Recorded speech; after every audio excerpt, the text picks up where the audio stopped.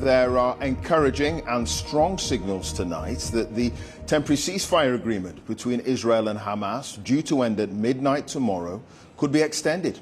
Now, the deal so far has led to hostages being freed that were seized by Hamas, which is designated as a terrorist organisation by the UK government, in exchange for Palestinian prisoners held in Israeli jails and, crucially, an influx of much-needed aid into Gaza. Well, so far, over 3 nights, 40 Israeli hostages have returned home, with these 14 released this evening, and another group expected to be freed sometime tomorrow. A number of other hostages from Thailand, Russia and the Philippines have also been released as part of separate negotiations. In return, 117 Palestinian prisoners have been freed too, 39 today. Well, Orla Guerin has the very latest. Rejoicing in Israel after the darkness of recent weeks. The latest group of hostages freed from Gaza waved to supporters as they are welcomed home. Both Israel and Hamas are signalling their deal could be extended to free more of those being held. For reunions like this, after 50 days apart, young hostages finally home. Emily Hand embraced by her father, Thomas, who at one stage believed her dead. Now she is free and, he says, doing well. Yeah, yesterday we finally got Emily back from the hands of the Gazan terrorists. She's lost a lot of weight from her face and body, but generally doing better than we expected. Emily's family say they will throw her the biggest birthday party ever. She turned 9 in captivity. Abigail Aidan has also been freed. Joe Biden had been pushing for her release. The 4-year-old is American-Israeli. Hamas killed both of her parents.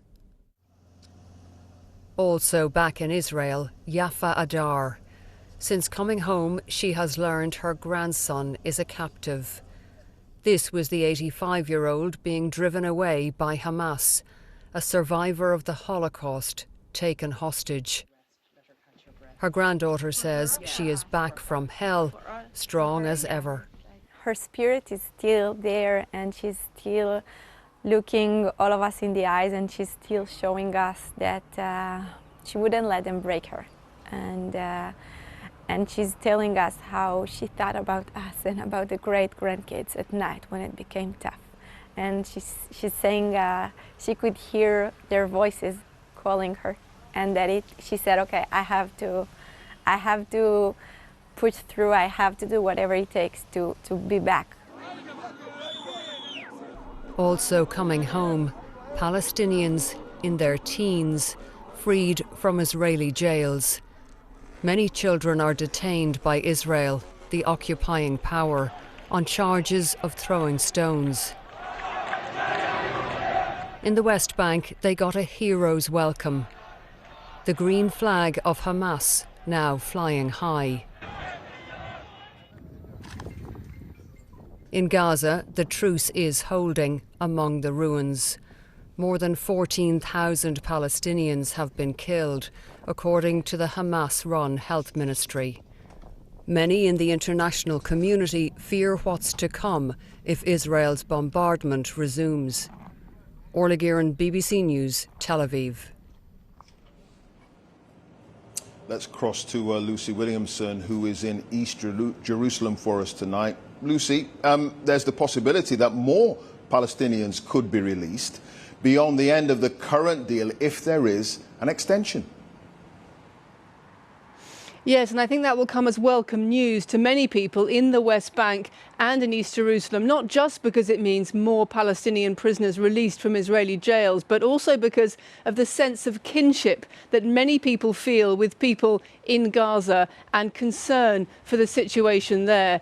Israel has put restrictions on many of the families who are receiving people back from jails, saying they shouldn't hold celebrations, they shouldn't talk to the media, but there's very little mood for big celebrations as it is, because people have told us they do feel anger and sadness at the situation in Gaza.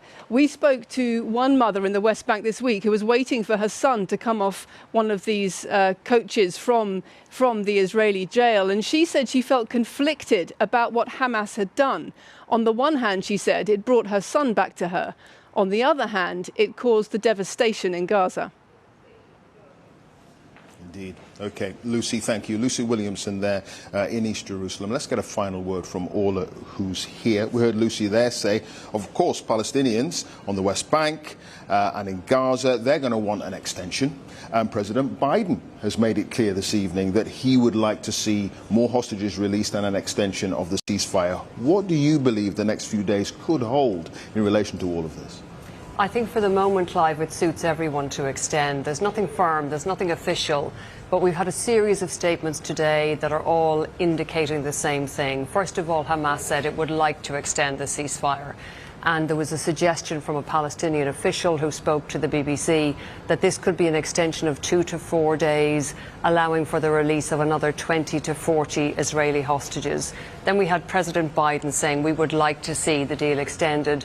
This evening we had the Israeli Prime Minister Benjamin Netanyahu referring to the fact that the deal allows for an extension and using a phrase which translated means that would be a blessed thing. So the signals are that this is something that all the sides want. We have to get through tomorrow first and the release of the final batch under the existing deal. So we're expecting another 13 or 14 tomorrow.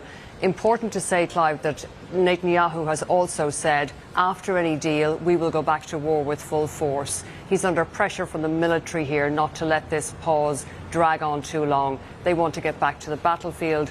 The families of the hostages want peace as long as possible. Indeed.